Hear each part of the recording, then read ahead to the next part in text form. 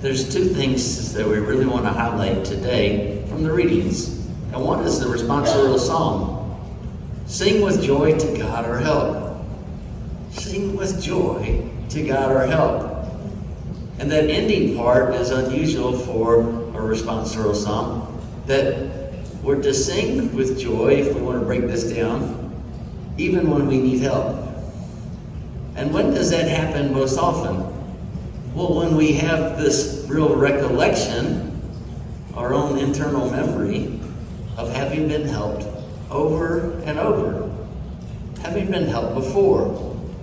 And that even in our distress, there should be something in our spirit of this calling joyfully to be helped by God. That even in grave danger, even in real serious illness, that we can joyfully call to God our help. God, please help me. If not for just the fact that other word that we sometimes forget to say to God, God, please help me again. Growing up, and the great neighbors that I had, Fred and Helen Walker, I've talked about him before, Bubba. Bubba had been, when he was a younger man, a competitor for the Mr. Virginia contest. In our neighborhood, he was already retired when I was growing up, but we called him the neighborhood Jack LaLanne. Some of you know who that is. That makes the younger people Google that when you go home. But he was like Mr. Virginia Atlas when he was younger, strong. He was a little shorter, but he was a muscular person and had competed in that growing up and then as a young person. So we saw him as somebody retired in yard as tough. And yet I'll never forget being outside in the yard with him, and we were trimming bushes. And there was a big garden spider, those big ones, with the yellow and the different colors, and then you're trying to remember, are those dangerous? What's the colors? What's the look? And he saw that, this muscular guy, and said, Helen!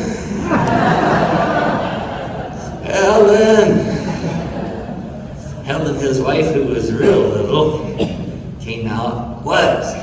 There's a spider. She got the broom, swooped up the spider, and took off. And I learned something about being tough. But their life together was always one you knew that they loved each other. And when he called out in that panic about the spider, there was already a joyfulness about him calling for Helen for help.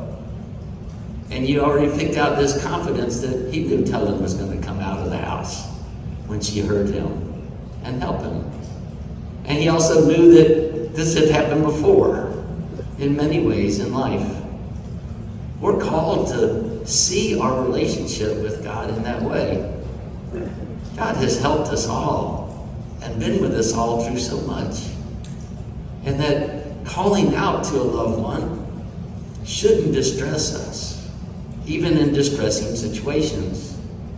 Because what's the other truth about the relationship between Helen and Bubba? Helen loved coming out there and saving him from that spider, her big tough man. Right? She loved that. God wants to help us. When we call upon the Lord, there's not this hesitancy. We can call in distress upon the Lord with joy, because God does want to step into those situations. Will God help us always the way we planned it? No. It'll be different, but God will be there. The other great joy today of this gospel reading is the loaves and the fishes. Tonight I'm cooking dinner for the parish council. Hope I have enough, and then I read this reading. There'll be enough. And I'm worried about, this is my first time cooking dinner for the parish council here. But what's the truth about that? The people who usually serve on parish council should be pretty easy. If we run out, we can order pizza. It'll be a joy to have them in the house. And the truth is just like Jesus did with his disciples and does with all of us in our relationships with family and the church. You notice Jesus called on them to help. How much fish do you have? How much bread do you have? What do we have? Bring it together. Feed the people. That all of us, when we come together, shouldn't be in anxiety that we have to do it all. We are called to do it together and to share. I hope you remember that always, right? When we're home with our little ones. Little ones love to help set the table, love to help out in the kitchen, put the trash in our red flyer wagon to let them take it out, all of those things. We're called to participate so that we can show our love.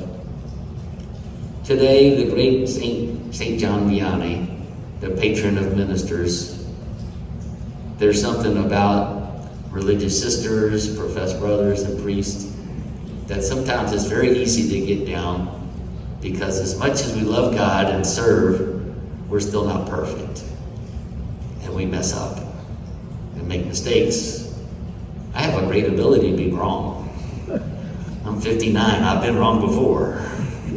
Those things are normal, but because of serving God and trying to love, often ministers can really get down on themselves. And that's where this patron that we celebrate today, John Vianney, is the inspiration. He was ordained a priest and told that he wasn't very good at most anything, that he wasn't perfect enough, he wasn't fluent enough, he wasn't smooth enough. And he just took that quietly and went and served the people anyway, with the acknowledgement that he wasn't enough. And what happened? God did the rest. And everybody noticed that humbleness and holiness. Father Schlesinger, who's now bishop, auxiliary bishop in Atlanta, was our vocation director when I came through seminary and was recruited. And he said, people don't want busy ministers. You don't want a nun that's too busy. You don't want a priest that's too busy, a brother that's too busy, even a seminarian too busy. People want a holy seminarian, a holy priest, a holy sister. And that's a good thing. That comes from the teachings of St. John Vianney. Stop trying to be perfect and just be, as much as you can, connected to Christ. Just to love. Tonight's dinner at the house for the parish council will not be perfect. And I'll tell him St. John Vianney told me it didn't have to.